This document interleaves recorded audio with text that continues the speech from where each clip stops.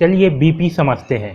BP यानी कि blood pressure. Blood जिस प्रेशर से जाता है और जिस प्रेशर से आता है, इन दोनों प्रेशर को हम ब्लड प्रेशर कहते हैं। देखिए, जब हार्ट जो है सिकुड़ता है ऐसे करके, तभी ब्लड जो है हार्ट से बाहर जाता है। जैसे कि समझिए, ये जो है एक बॉटल है, अगर इस बॉटल को मैं जोर से दबाऊंगा ऐसे करके, तो क्या होगा, पानी जो है पचाक से बाहर जाएगा। वैसे ही जो हमारा हार्ट है, यह भी इसी पानी बोतल की तरह है। हार्ट जो है ऐसे पचकता है पचाक से, तो ब्लड जो है एक प्रेशर से बाहर जाता है। तो जब हार्ट जो है पचकता है पचाक से और ब्लड जो है बाहर जाता है, उस प्रेशर को कहते हैं सिस्टोलिक। और ब्लड जो है जिस प्रेशर से वापस आता है, उस प्रेशर को कहते हैं डायस्टोलिक। यानी हार्ट कितना हुमच के ब्लड को ढकेलता है, उस प्रेशर को कहते हैं सिस्टोलिक, और जितना प्रेशर से आता है उस प्रेशर को कहते हैं डायस्टोलिक। तो इसी सिस्टोलिक और डायस्टोलिक के अनुपात को कहा जाता है बीपी, यानी कि ब्लड प्रेशर। यह ब्लड प्रेशर नॉर्मल में होता है 120/80, यानी कि हार्ट से ब्लड जो है 120 की स्पीड से जाती है और आते समय 80 की स्पीड से आती है। मतलब अगर आपका ब्लड प्रेशर 120/80 है तो यह जो है नॉर्मल है। आप देखे होंगे बीपी कैसे नापते हैं। बीपी नापना यह बच्चों का खेल है, इसे आप भी जो है नाप सकते हो बहुत ही आसानी से। देखिए, इस प्रकार से जो है एक मशीन होता है, इस प्रकार से डिवाइस होता है।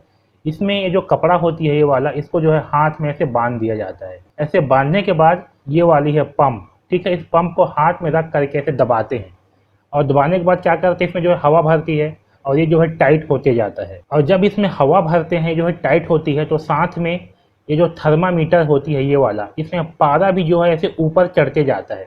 और हम जो है तब तक इसको दबा दबा के इसमें हवा भरते हैं जब तक कि पारा जो है 200 के ऊपर तक ना पहुंच जाए। जैसे ही पारा जो है यहाँ तक पहुंचेगा, ठीक है, हम क्या करेंगे, अपने कान में इस मशीन को लगाएंगे। ये वाली मशीन देख रहे हैं, इसको कान में जो है लगाते हैं और हाथ में यहाँ पर जो है रख देते हैं। जैसे कि जो है हाथ में रखा हुआ है यहाँ पर, वैसे ही हाथ में जो है यहाँ पर रख देते हैं और सुनते हैं। उसके बाद हम क्या करते हैं, धीरे से जो है यहाँ से हवा को खोल देते हैं। और हवा को जब खोलते हैं धीरे से, तो हवा जो है सी कह के बाहर निकलता है। और साथ में जो पारा इसमें होती है, ये पारा जो है ये नीचे आने लगती है। और जब पारा जो है ये नीचे आने लगती है, तो ये डॉक्टर जो है ये कान में जो लगा करके सुन रहा है, तो इस डॉक्टर को क्या होता है, एक आवाज़ जो है टिक करके सुनाई देता है। और जहाँ पास ये आवाज़ जो है टिक करके सुनाई देता है, डॉक्टर समझ जाता है कि ये जो है आपका सिस्टोलिक का आवाज़ है। और जैसे ही टिक का आवाज़ सुनाई देता है, उसके बाद से लगातार जो है टिक टिक टिक टिक टिक टिक टिक टिक टिक टिक टिक टिक ऐसे आवाज़ जो है करते रहता है। और ये पारा जो है ये नीचे आते रहता है। और जहाँ पास ये पारा जो है नीचे आएगा और जहाँ पास ये टिक टिक की जो आवाज़ है ये सुनाई देना बंद होगा, वहाँ पास जो है डॉक्टर समझ जाता है कि ये जो है आपका डायस्टोलिक का आवाज़ बंद हो गया। तो जहाँ पास से आवाज़ जो है सुनाई देना स्टार्ट होगा वो होता है सिस्टोलिक, और जहाँ पास से आवाज़ जो है सुनाई देना बंद हुआ वो होता है डायस्टोलिक। तो जहाँ पास से आवाज़ आपका सुनाई देना स्टार्ट हुआ वो होगा आपका सिस्टोलिक का मान, और जहाँ पास बंद होगा वो होगा आपका डायस्टोलिक का मान। मान के चलिए कि कोई डॉक्टर है, वो मेरा ब्लड जो है माप रहा है। डॉक्टर को ये टिक की आवाज़ जो है सुनाई देती है 140 पर। 140 जैसे ही आया, यहाँ पर जो है डॉक्टर को आवाज़ सुनाई देती है, और जैसे ही ये जो है 90 पर आया, आवाज़ जो है बंद हो जाती है। तो मेरा बीपी का मान होगा 140/90, यानी कि जो मेरा सिस्टोलिक का मान है वो होगा 140, और जो मेरा डायस्टोलिक का मान है वो है 90। तो मेरा ब्लड प्रेशर का मान होगा 140/90। यह जो है नॉर्मल ब्लड प्रेशर से हल्का बढ़ा हुआ है, इतना जो है चलता है। यंग लोगों में थोड़ा सा ब्लड प्रेशर ज़्यादा होना चाहिए, इससे क्या है आपको काम करने में मन लगेगा। अगर बीपी कम रहा तो आप जो है एकदम से सुस्त पड़ जाओगे। बहुत से लोगों को आप देखे होंगे एकदम से सुस्ती पड़े रहते हैं, वो लोग सुस्त रहते हैं क्योंकि उनका बीपी लो रहता है। तो थोड़ा बहुत अगर ज़्यादा है बीपी तो ये बहुत अच्छा है, क्योंकि इससे जो है आपको काम करने में मन लगे रहेगा। तो नॉर्मल बीपी होती है 120/80, ये जो है आपका सामान्य बीपी होता है, नॉर्मल बीपी होता है।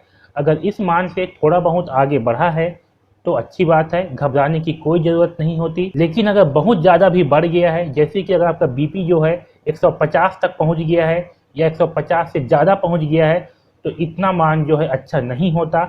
इस बीपी को कहा जाता है हाइपरटेंशन। तो अगर आपका बीपी जो है 150 या उससे ज़्यादा है, तो ये बीपी जो है अच्छा नहीं होता, खराब होता है। इससे जो है हार्ट पर प्रभाव पड़ता है, हार्ट अटैक भी आ सकता है। समझिए कैसे। जैसे कि ये बॉटल है, ठीक है, इस बॉटल को हम जो है नॉर्मली दबा रहे हैं तो अच्छी बात है, यह जो है एक प्रेशर से पानी को फेंकेगा। लेकिन अगर हम इस बॉटल को हुमच हुमच के दबाएंगे, एकदम से जोर जोर से दबाएंगे, तो क्या होगा, ये बॉटल जो है टूट सकता है।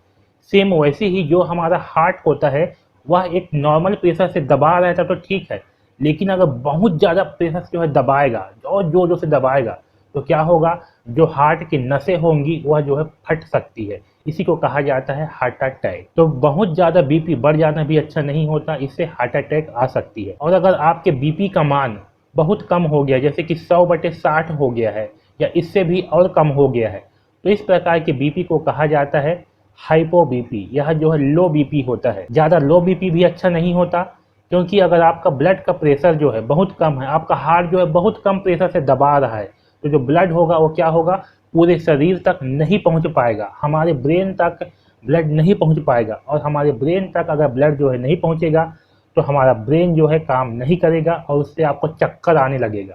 इसलिए देखे होंगे बहुत से लोगों को चक्कर आ जाती है। क्यों? क्योंकि आपका बीपी जो है लो हो जाता है। तो अगर बीपी लो हो तो आपको फल फूल नमक मसाला वाली चीज़ें ज़्यादा खाना चाहिए, और अगर बीपी हाई हो तो आपको नमक मसाला वाली चीज़ें कम खानी चाहिए। अब समझते हैं ईसीजी क्या होती है।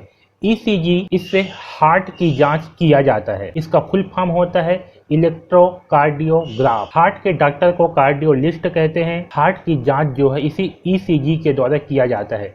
जब कभी कभी हमारा हार्ट जो है दर्द करता है, तब हम जो है ईसीजी का जांच कराते हैं। इसमें हार्ट की जांच किया जाता है। हार्ट की जांच करने के लिए शरीर पर 12 अलग अलग जगहों पर लीड लगाया जाता है। इस लीड को ईसीजी लीड कहते हैं। देख रहे हो यहाँ पास जो लीड लगा हुआ है अलग अलग जगहों पर, इस लीड को कहते हैं ईसीजी लीड। ऐसे लीड लगा के जो है हमारे हृदय का ग्राफ लिया जाता है।